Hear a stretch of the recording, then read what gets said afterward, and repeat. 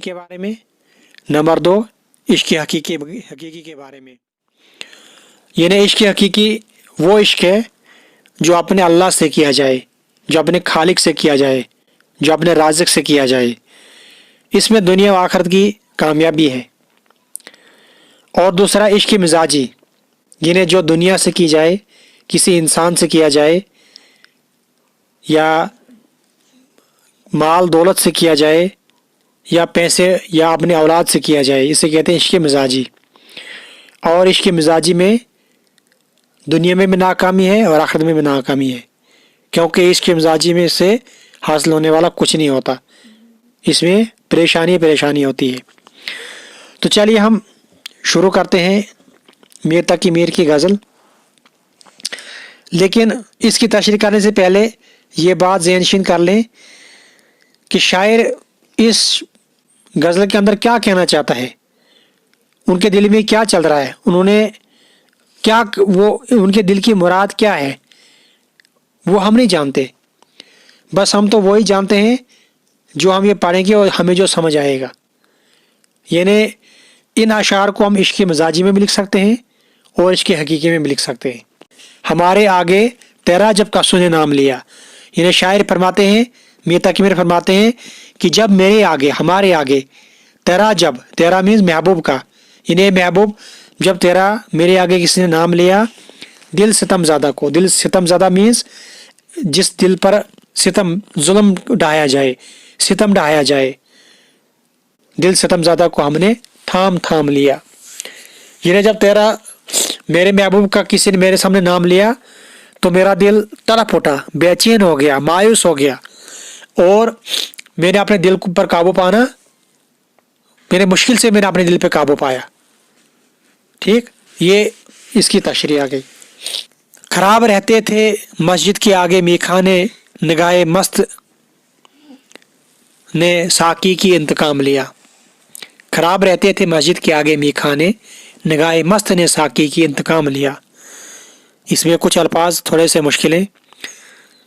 मीखाना होता है शराब खाना, निगाहे मस्त होता है मस्ती भरी नज़र, मस्ती भरी आँख, यानी ऐसी नज़र, यानी वो जो मस्ती में मस्त आँखें, यानी जिन आँखों के अंदर नशा छाया हो। साकी होता है, साकी में शराब पिलाने वाला। और इंतकाम होता है बदला लेना। खराब रहते थे मस्जिद के आगे मीखाने, निगाहे मस्त ने साकी की इंतकाम लिया।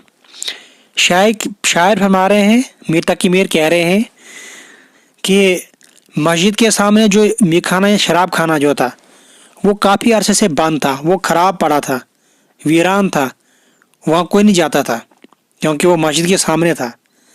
निगाहे मस्त ने साकी की इंतकाम लिया।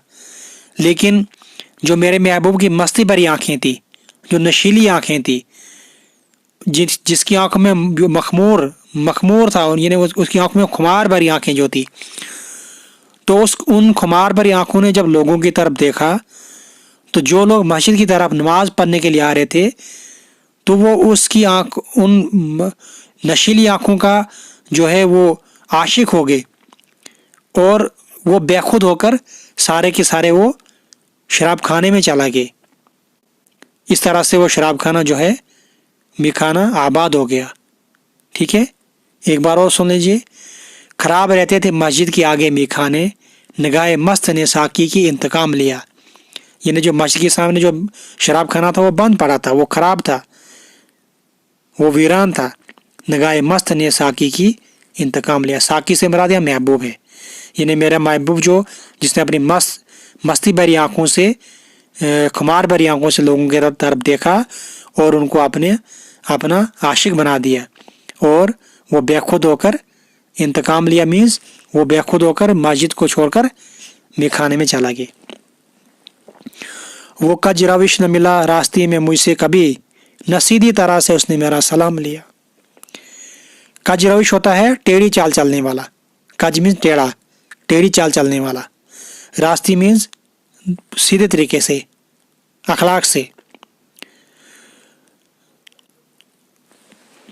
शायर मीर तकी मीर फरमा रहे हैं कि वो कज रविश न मिला रास्ते में मुझसे कभी, यानी मेरा महबूब जो है वो ऐसी टेढ़ी चाल चलने वाला है, वो कभी सही तरीके से, अखलाक से, हमदर्दी से मेरे साथ कभी नहीं मिला, न सीधी तरह से उसने मेरा सलाम लिया।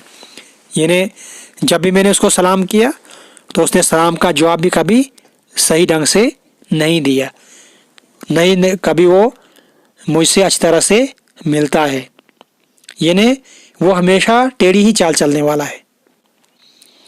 अगला शेर है,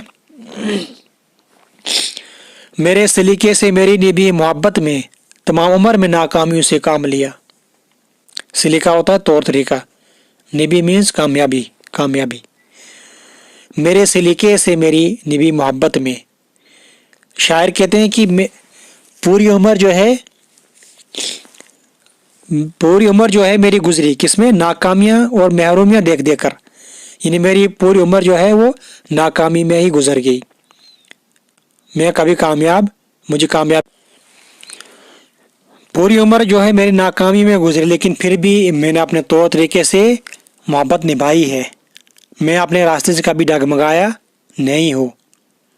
हालांकि पूरी ज़िंदगी जो मुझे नाकामी और महरूमी ही नसीब हुई, लेकिन फिर भी मैं कभी इस रास्ते से डगमगाया नहीं हूँ, यानी मोहब्बत का हक मैंने पूरा अदा किया है।